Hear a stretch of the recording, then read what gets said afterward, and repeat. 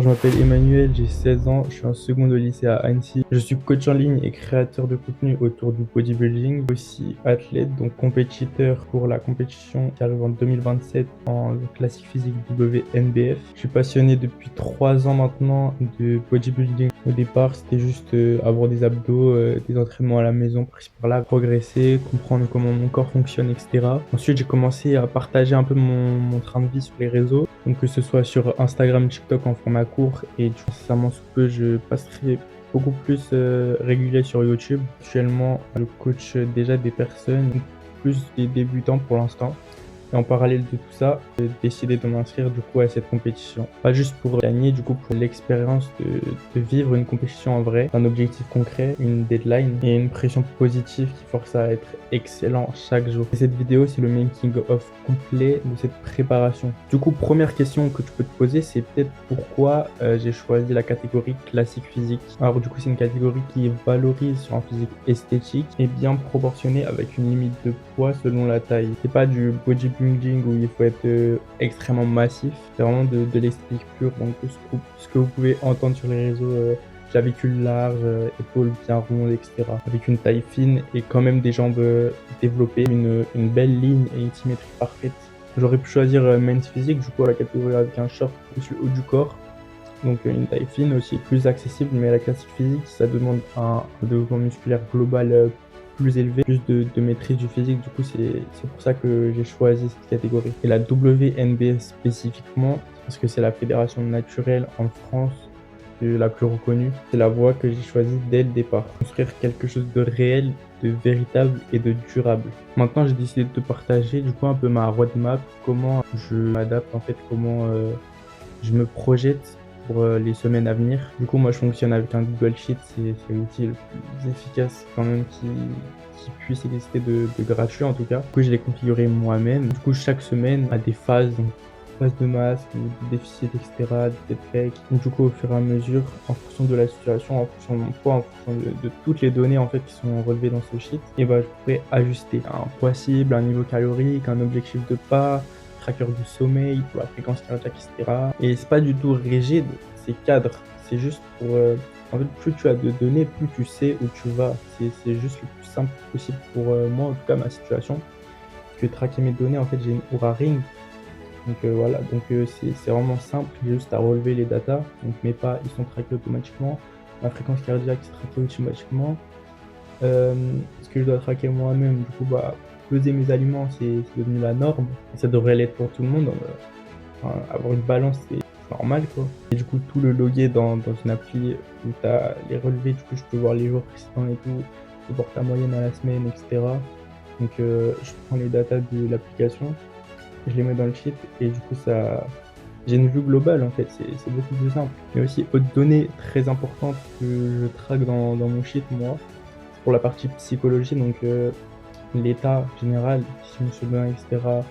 Dans des phases où peut-être j'ai moins à manger, etc. J'ai plus de dépenses, c'est plus dur. Du coup, c'est vraiment important du coup, quand je serai avec un coach de communiquer, mais du coup là, d'avoir vraiment un recul sur ma situation, vu que je me suis moi-même en fait.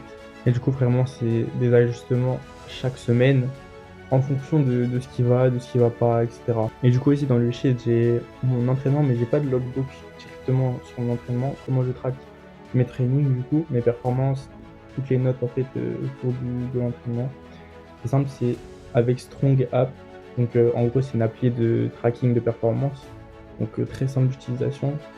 Mais sur mon sheet, du coup, j'ai juste le programme, les exercices, etc. Mais j'ai pas de logbook intégré. Je préfère sur application comme ça. C'est plus simple d'ouvrir une appli, de lancer notre séance, traquer les perfs au fur et à mesure qu'on est dans la séance en fait. C'est beaucoup plus simple. Et du coup, sur l'application, c'est plus pour les perfs, etc. Voir l'évolution globale. Et sur le sheet, c'est plus pour voir mon volume d'entraînement à la semaine du sport muscle. Comme ça, j'ai une vue de ce qui progresse, ce qui ne progresse pas, ce qu'il faut monter. Est-ce que mon autorégulation de l'intensité et du volume est bonne? Est-ce que je pourrais pas faire plus? Est-ce que faire plus, ça serait plus fatigant? Enfin, toutes ces questions auxquelles je peux répondre du coup grâce à ce document. Du coup, maintenant, je vais plus parler de la partie entraînement, comment je vais gérer ça, etc. Parce que pour l'instant, suis juste en maintenance, donc il y a l'entraînement, ça se passe hyper bien, mes exercices et cetera. J'ai pas non plus le besoin d'être en léger surplus calorique, voire, gros surplus calorique, parce que j'ai un body fat aux alentours de 15-17, je dirais. Du coup, j'ai déjà de l'énergie, j'ai pas besoin d'aller chercher un surplus élevé pour rien. J'ai une bonne dépense de steps et cetera. Mes perfs augmentent donc tout va bien en fait, j'ai pas besoin d'augmenter encore les calories. Du coup, en prep, ça sera différent comment je managerai mon volume, mon intensité. J'aurai clairement moins de volume, mais l'objectif ce sera toujours de prendre du muscle. Parce que même en déficit, même en prep du coup sur le début je perdrai pas beaucoup, mais ce sera plus sur la fin qu'il y aura des adaptations au niveau du moins de volume. Il y aura peut-être des refills pour manager ça, mais en fait, le truc, c'est que l'entraînement, vous devez avoir la même intention qu'en phase de masse.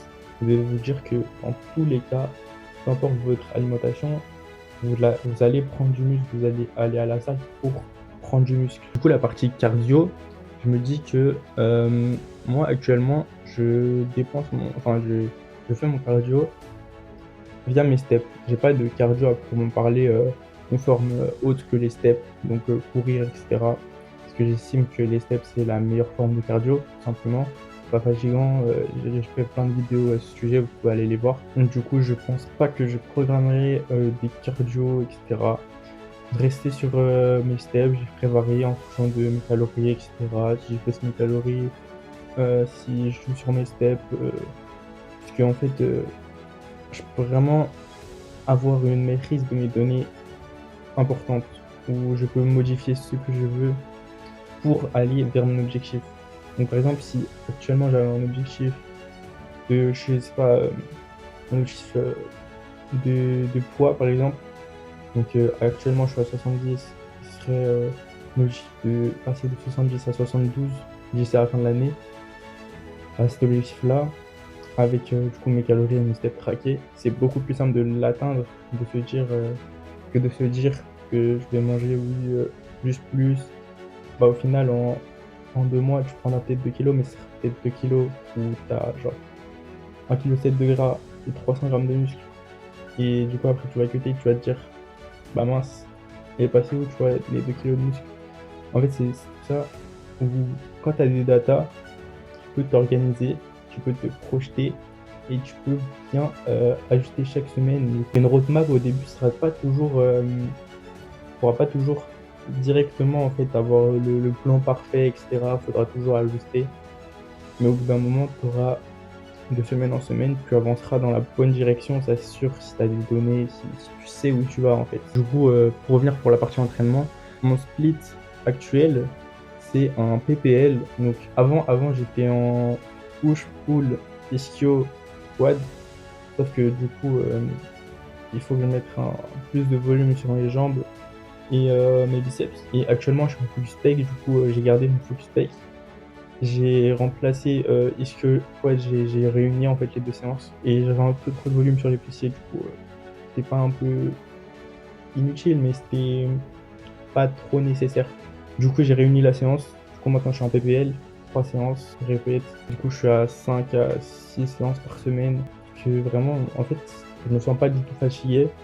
J'arrive à récupérer, j'arrive à performer. C'est le format idéal. Et du coup, quand il y a les cours, je m'entraîne avant le matin. Ça fait que je me lève assez tôt, 4-5 heures. 4 heures quand je commence à 8 heures et 5 heures quand je commence à 9 heures. Du coup, ça me convient bien parce que du coup, j'arrive à me lever. Après, je vais à la salle. Après, je vais pas me dire, ouais, quand je vais finir les cours à 16-17 heures. J'aurais pas à aller en plus à la salle et comme ça, je pourrais faire d'autres choses, etc. Avancer sur ma création de contenu, sur mon coaching, etc. Du coup, mes séances, elles durent de 1 heure à 1 h 30 maximum. Que vraiment, en fait, vu que le matin, il n'y a personne, contrairement à si j'irais l'après-midi ou le soir, 18 heures. Le matin, il n'y a vraiment personne, donc je peux avancer sur mes exos tranquillement, faire mes montées en gamme tranquillement.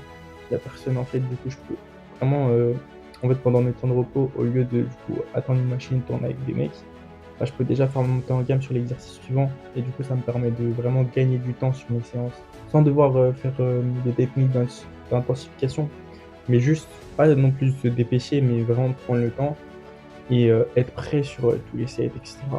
Pas non plus perdre de temps, du coup, pour en fait, avoir un juste milieu en fait. Parce que faire des supersets, c'est bien. Si que moi, en fait, on va dire que je fais des supersets entre guillemets, parce que je fais mon exo, je fais de mon gamme pour le prochain exo, ensuite je fais mon exo, etc., etc. Parce qu'en fait, les machines, elles sont toutes libres. Il y a quasiment personne. Genre, le matin, il y a 20 personnes maximum dans la salle à 5-6 heures du mat. Donc ça, c'est le gros point positif, que quand il y a personne, je peux faire ce que je veux, quelle machine, etc. Je peux crier, ça dérangeait personne. Et du coup, pour l'instant, mon volume, je suis entre 8 à 12 maximum par muscle par semaine. Mon intensité, j'essaie d'être à 2 à 0 arrière. Donc vraiment, ça dépend des exercices, comment je me sens, etc. Mais la plupart du temps, c'est 1 à 0 arrière. L'échec, par contre, genre des répétitions où du coup la barre ne bouge plus, elle monte plus et la dernière rep n'est pas valide, ça arrive, on va dire, il y a un tiers de la séance. Et après, ça me flingue pas, donc ça va. Ensuite, pour la partie nutrition, donc du coup, actuellement, phase de maintenance, jusqu'à arriver lean début 2027. Donc pour l'instant, la nutrition, traque mes calories, ça va. Je ne fonctionne pas en 1000 plans, je fonctionne pas en 1000 plans fixes. Je fonctionne en flexi diet, comme on pourrait dire, donc diète flexible. Donc en gros, j'ai à peu près une idée des repas que je pourrais faire. J'ai des idées de recettes, etc. Et du coup, le matin, c'est souvent des œufs, un porridge, ou ça peut être des céréales, bon, par contre des céréales Coro, pas des chocolatiques Carrefour. Donc après le midi, c'est le seul repas où c'est un peu toujours la même chose. C'est du coup une bonne structure. J'aime bien, il y a des fruits, il y a du thon, il y a de tout. Il y a du riz et des légumes. En fait, il y a vraiment toutes les sources le midi, orienté du coup plus fibres, protéines et beaucoup de lipides pour les œufs du coup. Ensuite, en fait, ça dépend de mon nombre de repas. Parce que par exemple, il y a des jours je peux faire 3 repas, il y a des jours je peux en faire 5. Ça va dépendre vraiment de mon organisation du jour. Parce que aussi le truc c'est que des repas que ça me prend du temps à préparer, il y a des repas où ça me prend pas du tout de temps à préparer. Du coup, en fonction de ce que j'ai envie de manger aussi, en fonction des macros qui me restent, je peux vraiment manager. Du coup, vu que j'ai une appli tracking qui me dit exactement combien il me reste. Des fois, j'arrive le soir, je sais pas, il peut me rester 700 calories et beaucoup orienté glucides. Du coup, bah, je vais faire un plat à base de glucides. Sinon, en fait, il y a des fois où je ne mange même pas des plats chauds. Je peux manger aussi des crèmes de riz, ça c'est hyper bon. Vraiment, je varie un maximum parce que pour l'instant, j'ai une marge d'erreur de allez, 50 calories parce que je me dis, pour l'instant, tu vois, en phase de maintenance, c'est pas tant important que ça le sera en phase de prep. Pour l'instant, je peux me permettre d'être plus flexible sans pour autant ne pas respecter mes macros et mes calories, tu vois. C'est ça le plus important en fait, c'est de être flexible dans le rigide. Et ça, c'est. En fait, ça me dit que je suis en liberté calorique. Tu vois, j'ai un gros budget calorique grâce à mes steps. Je peux beaucoup manger. Donc, actuellement, je suis à 2008, que c'est pas beaucoup par rapport à ce que j'avais avant. Mais ça va. Du coup, je peux me faire plein de repas. Je peux avoir plein de calories, plein de glucides. Donc, c'est parfait. Et du coup, pour ce qui est de mes macros, je suis actuellement à normalement 150, 70. Et le reste en glucides, du coup, je fais un fois 2,3 sur mon poids de corps, du coup, à 70 kg. Et un fois 1 sur les lipides, donc du coup, ça reste à 70. Du coup, 70, 150. Et le reste en glucides, donc ça dépend des calories qui sont à 2008. Et aussi pour ce qui est, je vais faire une petite aparté pour ce qui est les compléments. Donc, je sais pas, non, on va passer avec les crèmes de. Il y a créatine que je prends du coup tous les jours, ça c'est complément santé, ça changera jamais. Collagène c'est tout pareil, c'est santé, en complément santé. Du coup je prends, on va dire 5 à 10 grammes par jour de collagène. Créatine, je suis à 5 grammes et je prends tant pour les bénéfices autour de l'entraînement, mais surtout pour les bénéfices autour de la santé, les biais cognitifs, etc. Les autres c'est en gélule, donc oméga 3, ça obligé. Du coup, ça, je le prends 1 à 3 gélules par jour, du coup, en fonction de ce que j'ai mangé. Donc, par exemple, si j'ai mangé plus ou moins d'oméga 3, du coup, il y a œufs, saumon, etc., poisson gras, bah, j'aurai moins d'oméga 3 sur la journée à prendre en complément, du coup. Et j'aurai pas à compléter ce que j'ai déjà mangé via mon alimentation. C'est juste que, du coup, c'est plus simple et c'est moins cher que, du coup, du saumon tous les jours. Après, j'ai le Mentimmune, donc un multivitamine bien dosé de Nutrimuscle. Parce que souvent, les multivitamines, vous n'avez pas ce que vous voulez dedans, etc. C'est surdosé. Du coup, j'ai juste une gélule. Parce qu'après, j'ai une répartition de. En fait, j'ai plein de fruits, plein de légumes dans ma diète. Ce qui fait que je manque jamais de fibres ou de micronutriments. Ensuite, j'ai le ZMP, du coup, que je prends le soir. Donc, une gélule. Donc ça, c'est plus pour la partie sommeil, etc., bénéfices. Et du coup, c'est vraiment des suppléments enfin des compléments pour compléter mon alimentation et aussi, du coup, faut que je rachète. Mais du coup, en ce moment, j'ai la possibilité de faire mes steps dehors vu qu'il fait de nouveau soleil avec l'été en approche. Du coup, j'avais avant de la vitamine D3, mais du coup, je profite qu'il y ait du soleil pour ne pas en acheter. Ah oui, aussi, j'ai la maltodextrine. Donc, c'est un glucide complexe. Vous le prenez pendant votre séance, donc c'est un shaker en fait. Mais au lieu, par exemple, comme la whey, shake, je bois comme ça, ou dans des recettes, etc., la whey, et ben en fait, la maltodextrine, vu que c'est pas une protéine, mais un glucide, et ben c'est pour l'énergie et non pour la synthèse des protéines, etc. L'énergie, du coup, pendant la séance, c'est assimilation rapide, la maltodextrine. Du coup, tous mes compléments, je les prends chez Nutrimuscle. Ça fait longtemps que je prends chez Nutrimuscle et ça va très bien, c'est de bonne qualité. Si vous voulez investir sur vous, ça n'a pas de prix normalement. Et du coup, pré-workout, intra-workout, maltodextrine et post-workout, en fait, c'est pas des compléments ou quoi, c'est simplement mes repas avant et après l'entraînement. Donc, source de glucides et source de protéines. Ensuite, comment je manage ma récupération. Donc ça, c'est assez simple. J'ai un très bon sommeil, du coup, je me couche aux alentours de 21h-22h. Ensuite, je me lève aux alentours de 6-7h pour les week-ends, les jours où il n'y a pas école, du coup, quand les vacances arriveront. Et quand les jours où il y a école, du coup, c'est différent. Je me couche 20h, 21h, je me lève 4-5h. Du coup, j'ai un peu moins de sommeil. Mais faire le taf, on est obligé. Et du coup, pour traquer mon sommeil, j'ai ma Oura, du coup, pour la variabilité de la fréquence cardiaque, je traque sur mon sheet. Et la fréquence cardiaque moyenne, du coup, en fonction de ces datas de cœur, du coup, c'est des indicateurs. Si j'ai bien récupéré, en fait, je me réfère à ma moyenne. Est-ce que c'est plus haut? Est-ce que c'est plus bas? Du coup, comment je me sens moi de façon générale? En fait, c'est un bon indicateur, la fréquence cardiaque, parce que vous pouvez voir, en fait, vous pouvez comparer en fonction de votre moyenne. Et si c'est plus haut, du coup, ça vous orientez vers un chemin, et si c'est plus bas, un autre chemin, etc.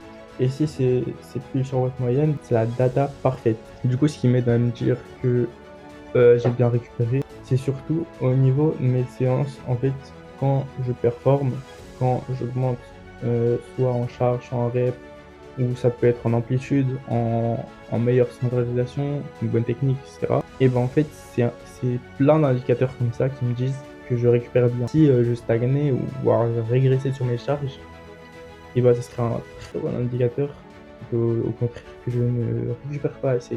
J'essaie d'améliorer quand même un peu plus mon sommeil en ce moment, mais c'est compliqué. Et du coup, entre l'école, la préparation de ma compétition donc, qui aura lieu dans 1 an et demi, donc j'ai vraiment le. En fait, j'allais dire j'ai le temps, mais en même temps, ça arrive quand même plus vite qu'on ne le pense, parce que 1 an et demi, c'est 18 mois. Donc 18 mois, en fait, c'est quand même rapide, parce que déjà là, 2027 début, ça arrive dans 6 mois. Attends, 1 an et demi? Ouais. Donc du coup, comment je gère l'école, le coaching et en même temps, du coup, en train de dire lifestyle bodybuilding athlète. Pour répondre, je vais juste dire ma journée type. Donc en gros, je me lève. Après, du coup, en ce moment aussi, j'ai une nouvelle routine en fait, parce que du coup, il y a le mastermind, la formation de The Soldat qui est arrivé dans mes objectifs en fait, dans ma routine complètement. C'est une toute autre routine en mode le matin, je me lève, ensuite j'ai une phase de lecture, ensuite j'ai mon petit déj, mes steps du coup, parce que je marche en mangeant. Parce que j'ai un tapis juste là, du coup, c'est plus facile en fait pour optimiser, on va dire, les steps et ne pas perdre de temps à juste aller dehors et marcher, rien faire en fait. Parce que les steps, ça doit être involontaire, comme ça vous ne perdez pas de temps. Actuellement, ça serait ça ma routine d'une journée et après une journée de cours. Donc du coup, je vais d'abord faire la journée normale. Du coup, une journée normale, ça serait, je me lève, je lis, enfin, je mange, je vais à la salle, je rentre, je mange. J'ai du coup le mastermind où j'ai un peu ma création de contenu. Ensuite, je dois préparer mes repas. Ensuite, je vais chez ma mamie, du coup, parce que le repas du midi il est toujours chez ma mamie. Du coup, le matin, création de contenu, c'était plus pour écrire les scripts, loguer tout ça dans un sheet, du coup, pour tout ce qui est création de contenu, prospection, etc. Du coup, le matin serait plus créativité que vraiment tournage, etc., qui sera l'après-midi. L'après-midi, on en vient. Tournage, j'ai aussi du montage, que du coup, j'ai des rushs déjà filmés. Donc, j'ai des formats courts et des formats longs à monter. Du coup, ça, je prends des temps. Ensuite, ce que j'ai à faire, c'est que je dois me fixer des objectifs chaque jour. Ce que j'ai à faire, c'est que le soir, du coup, parce que du coup, toute cette partie création de contenu, ça prend quand même du temps. Et la partie aussi me former, parce que je me dis que pour l'instant, moi, ce qui est le plus bénéfique, c'est me former, apprendre, etc. Et apprendre à le faire, donc via mes clients actuels. Et du coup, le soir, donc routine de sommeil pas trop parfaite. Mais du coup, je regarde du contenu plus trop éducatif et du contenu qui n'est pas non plus trop stimulant. Donc, une petite série ou des petites vidéos sur YouTube, mais pas non plus trop énergétique, et pas non plus des informations trop complexes que du coup, le soir, je me dis, je vais réfléchir trop, etc. Je vais pas arriver à m'endormir. Ensuite, du coup, j'ai mes repas qui sont briques à 16h et ouais, vers 20h. Après, du coup, je prends ma douche et je vais dormir. Et du coup, pour une journée type de lycéen, ça serait que je le matin, c'est toujours pareil, sauf que du coup, je me lève plus tôt et qu'ensuite, je vais en cours. Ensuite, chez ma mamie pour manger. Ensuite, je reviens en cours. Ensuite, je mange. Et ensuite, du coup, création de contenu, tournage, etc. Et après le soir, je prends ma douche et je dors. Du coup, est-ce que tout ça, c'est facile? Est-ce que ça me prend tout mon temps? En fait, bah oui, mais c'est nécessaire. Parce que moi, mon objectif, ce n'est pas de sortir de... En fait, mon objectif, c'est la compétition, le coaching, aider des gens, etc. Donc du coup, je mets tout en place pour cet objectif. Je vais pas mettre tout en place pour, je sais pas, rester dans mon lit et regarder des séries. Parce que sinon, si mon objectif ce serait ça, bah je ferais ça. Mais mon objectif ce n'est pas ça, donc je ne vais pas faire ça. C'est assez logique pour moi, mais pour la plupart des gens en fait ce n'est pas logique. Quand vous avez un réel objectif, vous devez mettre en place des choses pour l'atteindre. Parce que si vous ne faites rien, Einstein a dit que du coup la folie, c'était de faire toujours la même chose et de s'attendre à un résultat différent. Et c'est exactement ça. Parce que je me dis que si je ne mets pas en place des choses concrètes chaque jour, pas pendant 2 semaines, pas pendant même un mois, mais pour le reste de ma vie en fait, parce que c'est maintenant que ça se joue. C'est si vous voulez un physique dans 6 mois, c'est pas dans 2 mois que vous allez commencer. Parce que sinon vous l'aurez dans 2-3 ans ce physique. Si vous commencez plus tard. Le meilleur moment pour planter un arbre, c'était il y a 10 ans. Et le deuxième moment pour planter un arbre, c'est aujourd'hui. Parce que si vous plantez dans 10 ans, il commencera dans 10 ans. Du coup, il faut commencer le plus tôt possible. Donc ça vaut pour tous les aspects de la vie. Là, je vous parle d'une transformation physique, d'un objectif de compétition, du travail de coaching, etc.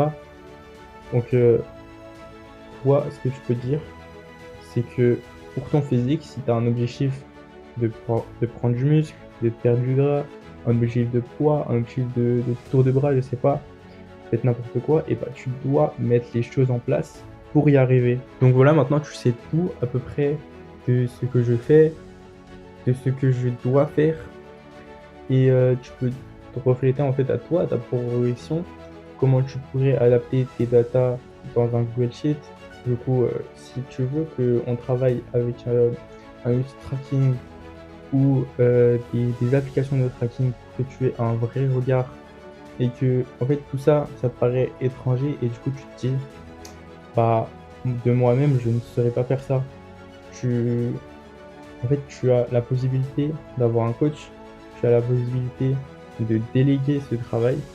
Par exemple, je sais pas si ta voiture est cassée ou tu sais pas la réparer, tu vas voir un garagiste et enfin un mécanicien, un truc comme ça. Mais si, tu n'arrives pas à perdre de poids ou à prendre du muscle, et bah, la réponse elle est simple. C'est pas en faisant des erreurs et du coup, en perdant du temps et cetera, que tu vas forcément y arriver un jour ou l'autre. Mais du coup, tu perdras du temps. Et est-ce que tu es prêt à perdre ce temps-là ou tu es prêt à du coup investir sur toi-même et y arriver plus facilement, avoir les bonnes informations au début et du coup ne pas perdre ce temps-là et avoir ton physique bien plus rapidement que tu ne le penses. Alors du coup prochainement, je vais documenter du coup toute, en fait je vais faire des petits vlogs et cetera pour, documenter ma vie, comment je m'organise et cetera.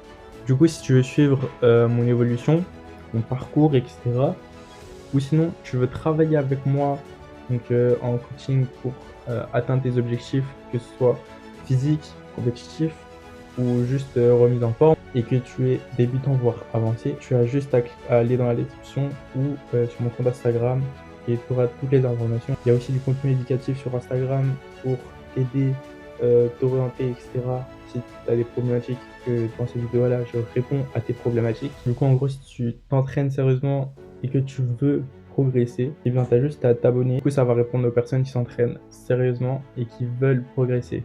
La prochaine vidéo arrive très bientôt. Merci de m'avoir écouté.